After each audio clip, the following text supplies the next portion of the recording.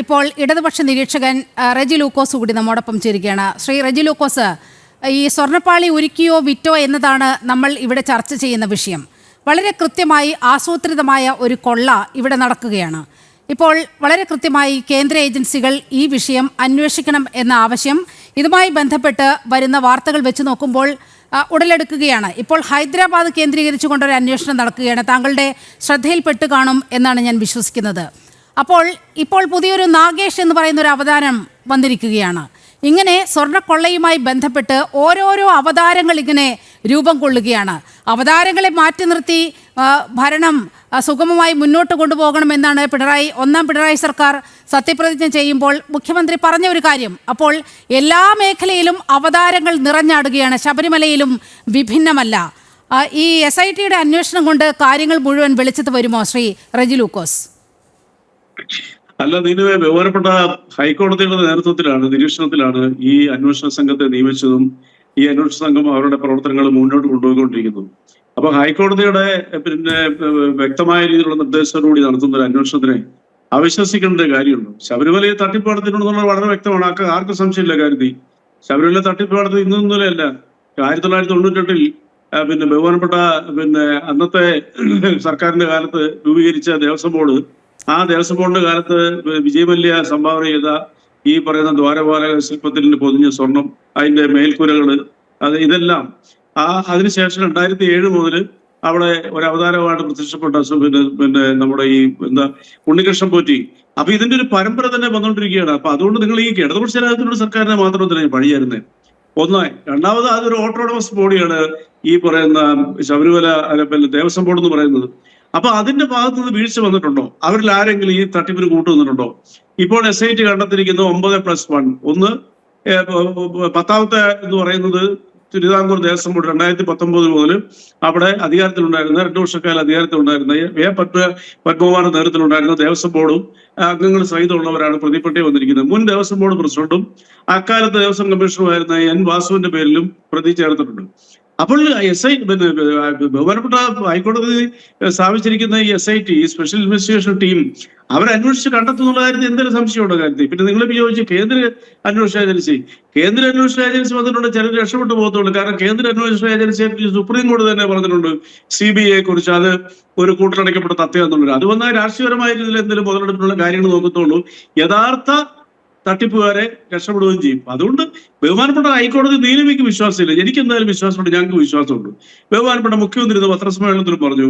അത് കൃത്യമായി നടക്കട്ടെ. ഞാൻ ചോദിക്കട്ടെ, ഇടതുപക്ഷ ജനാധിപത്യത്തിനുള്ള സർക്കാർ ഇതിനകത്ത് കള്ളന്മാരെ രക്ഷിക്കാനാണെന്നുണ്ടെങ്കിൽ ഈ SIT സ്വാധീനിച്ചിട്ട് ഈ പറയുന്ന വാസുവിനെയും പത്മകുമാറിനെയും ബോർഡംഗങ്ങളെയും അതിനകത്ത് പ്രതി ചേർക്കാതിരുന്നാൽ പോരായിരുന്നു. ഒന്നിനും ഇടപെട്ടിട്ടില്ലല്ലോ.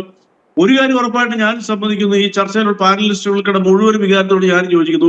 ശബരിമല പോലെയുള്ള ഒരു മഹത്തായ സ്ഥാപനത്തിൽ, ഒരു മതേതര ഒരു ഭക്ത കേന്ദ്രത്തിൽ, ശബരിമല എന്നുള്ള ലോകത്തിന് മുമ്പിൽ കേരളത്തിന് അഭിമാനമാണ്. അവിടെ ഒരു തരി പൊന്നോ എന്തെങ്കിലും മോഷ്ടിച്ചിട്ടുണ്ടെങ്കിൽ അവർ ജയിലിലേക്ക് പോകണമെന്നുള്ള കാര്യത്തിൽ ഒരു സംശയമില്ല. കാര്യത്തിൽ ഒരു വിട്ടുവീഴ്ചയില്ലാത്ത രീതിയിലുള്ള ശിക്ഷ അവർക്ക് നൽകണം. അവിടെ കൊള്ള നടത്തുന്നുള്ള ഒരു വ്യക്തമാണ്. ആര് നിഷേധിച്ചാലും അവിടെ തട്ടിപ്പ് നടന്നിട്ടുണ്ട്. പക്ഷെ ഈ തട്ടിപ്പ് നടക്കുമ്പോൾ അവിടുത്തെ മേൽശാന്തി, അവിടുത്തെ തന്ത്രി, ദേവസ്വം ബോർഡിന്റെ പ്രസിഡന്റോ അല്ലെങ്കിൽ മെമ്പർമാരോ അല്ലെങ്കിൽ അവിടുത്തെ കമ്മീഷണർ അല്ലെങ്കിൽ അവിടുത്തെ സെക്രട്ടറി, ഇപ്പൊ ഈ പേര് ചേർത്തവരൊക്കെ ഇതിനകത്ത് കുറ്റവാളികളല്ല എന്ന് പറയാൻ പറ്റത്തില്ല, ആണെന്നും പറയാൻ പറ്റത്തില്ല. അന്വേഷണത്തിൽ കണ്ടെത്തട്ടെ. ഏതായാലും മേൽശാന്തി തന്ത്രി അറിയാതെ കണ്ട് ഇതിപ്പോ അടയ്ക്കാനും തുറക്കാനും പറ്റത്തില്ലല്ലോ. ശ്രീകോവില് ശബരിമല ഞാൻ സന്ദർശനം നടത്തിയിട്ടുള്ളതാണ്, എനിക്കത് വ്യക്തമായിട്ട് ഞാൻ കണ്ടിട്ടുണ്ട്. അപ്പൊ അതുകൊണ്ട് അവരെല്ലാരും അന്വേഷണത്തിന് കീഴിൽ വരട്ടെ. ഇനി അവർ തന്ത്രിമാര് നിരപരാധിയാണെന്നുണ്ടെങ്കിൽ അവരെ വെറുതെ വരട്ടെ. തന്ത്രിമാര് മോഷണം നടത്തിയതൊന്നും ഞാൻ പറയത്തില്ല. ഞാൻ അവരെ വളരെ സ്വാത്വികരായിട്ട് കാണുന്ന ഒരാളാണ്. പക്ഷെ അവരൊക്കെ അറിഞ്ഞോ അറിയാതെയോ ഇതിന് കൂട്ടു നിന്നിട്ടുണ്ടോ എന്നുള്ളത് നമ്മൾ അറിയണം. ഒരു കാര്യം കൂടെ അടിവരായിട്ട് പറയാം. ശബരിമല പോലുള്ള പരിപാവനമായ ഒരു സ്ഥലത്ത് ഒരു ഉണ്ണികൃഷ്ണൻ പോറ്റി എന്ന് പറഞ്ഞൊരു ഫ്രോഡ് മാത്രം മനസ്സ് വെച്ചാൽ ഇത്രയും പരിപാവനമായിട്ടുള്ള ദ്വാരപാലക ശില്പത്തിലെ പൊതിഞ്ഞിരിക്കുന്ന സ്വർണ്ണപ്പാളികള്, അതുപോലെ തന്നെ കഥക്, അതുപോലെ തന്നെ അതിന്റെ ചുറ്റുമുള്ള സ്വർണ്ണ പൂശിയിടങ്ങളൊക്കെ പൊളിച്ചോണ്ട് ചുമ്മാ പോകാൻ പറ്റുമെന്നൊക്കെ പറഞ്ഞ് ആരും വിശ്വസിക്കുന്നില്ല. ഇവരുടെ എല്ലാ അറിവോടുകൂടിയോ അല്ലെങ്കിൽ അവരറിയാതെ കൊണ്ട് അവരെ കളിപ്പിച്ചെന്ന് ഞാൻ വിശ്വസിക്കുന്നില്ല. അതായത് താങ്കൾ തന്നെ പറഞ്ഞു ഇതൊരു ഓട്ടോണമസ് ബോഡിയാണ്. പക്ഷേ ഈ ഓട്ടോണമസ് ബോഡിയെ തെരഞ്ഞെടുക്കുന്നത് ആരാണ്? വളരെ കൃത്യമായി അതാത് കാലത്ത് ഭരണത്തിലിരിക്കുന്ന സർക്കാരിൻ്റെ നോമിനികളാണല്ലോ ദേവസ്വം ബോർഡിൽ അംഗങ്ങളായി വരുന്നത്, പ്രസിഡന്റായൊക്കെ വരുന്നത്. അപ്പോൾ ഇത് ദേവസ്വം ബോർഡിനും ഈ പറയുന്ന ജീവനക്കാർക്കും മാത്രമാണ് ഇതിന്റെ ഉത്തരവാദിത്വം എന്ന് നമുക്ക് കണ്ടടച്ച് പറയാൻ കഴിയുമോ? കാരണം ഇത്ര വലിയൊരു കൊള്ള, അതായത് അതും ശബരിമല പോലൊരു സ്ഥലത്ത് അത്തരത്തിലൊരു കൊള്ള നടത്തണമെങ്കിൽ വെറും ഒരു ദേവസ്വം ബോർഡിന് മാത്രം അത്തരത്തിൽ അവരുടെ ദേവസ്വം ബോർഡ് സെക്രട്ടറി ഒപ്പുവെക്കുന്ന ഒരു ഉത്തരവ് കൊണ്ട് മാത്രം ഈ കൊള്ള നടത്താൻ കഴിയുമോ? ഇതിൽ രാഷ്ട്രീയ നേതൃത്വത്തിന് വളരെ കൃത്യമായ പങ്കുണ്ട് എന്നാണ് പ്രതിപക്ഷം ആരോപിക്കുന്നത്, BJP ആരോപിക്കുന്നത്. അങ്ങനെ അത്ര വലിയ വിമർശനങ്ങൾ ഉയരുന്നുണ്ട്. അതുകൊണ്ടാണ് ഈ SITയുടെ അന്വേഷണം പര്യാപ്തമാകില്ല. എന്തായാലും രാഷ്ട്രീയ യജമാനന്മാരെ തൊട്ടുകളിക്കാൻ എന്തായാലും SIT തയ്യാറാകില്ലല്ലോ. ഇത്തരത്തിൽ ഉദ്യോഗസ്ഥരിലേക്കും അതുപോലെ ഈ ഭരണ തലത്തിൽ മാത്രം, ദേവസ്വത്തിൻ്റെ ഭരണതലത്തിൽ മാത്രം നടപടികൾ എടുത്തുകൊണ്ട് അവരെ മാത്രം പ്രതിസ്ഥാനത്ത് നിർത്തിയാൽ ഈ അന്വേഷണം പൂർത്തീകരിക്കുമെന്ന് പറയാൻ കഴിയുമോ? യഥാർത്ഥ പ്രതികളിലേക്ക് ചെന്നെത്തേണ്ടേ? അല്ല, 6 ആഴ്ചക്കാലത്തേക്ക് ബഹുമാനപ്പെട്ട ഹൈക്കോടതിയുടെ നിരീക്ഷണത്തിലും നേതൃത്വത്തിലുമുള്ള അന്വേഷണം ഉദ്യോഗസ്ഥന്മാർ നടത്തുന്നതിന് നിങ്ങൾ തന്നെ അസഹിഷ്ണുത ഉള്ളത് അതിന്റെ ആവശ്യമുണ്ടോ? 6 ആഴ്ചത്തെ ഇനിയിപ്പോ 6 ആഴ്ചയില്ല, ഇനിയിപ്പോ 5 ആഴ്ച സമയം 1-2 ദിവസം മാത്രമേ ഉള്ളൂ. പിന്നെ രാഷ്ട്രീയ നേതൃത്വത്തിനൊക്കെ പരാതി ഉണ്ടെന്ന് പറയണം. അങ്ങനെയാണ് ഞാനൊരു കാര്യം ചോദിക്കട്ടെ.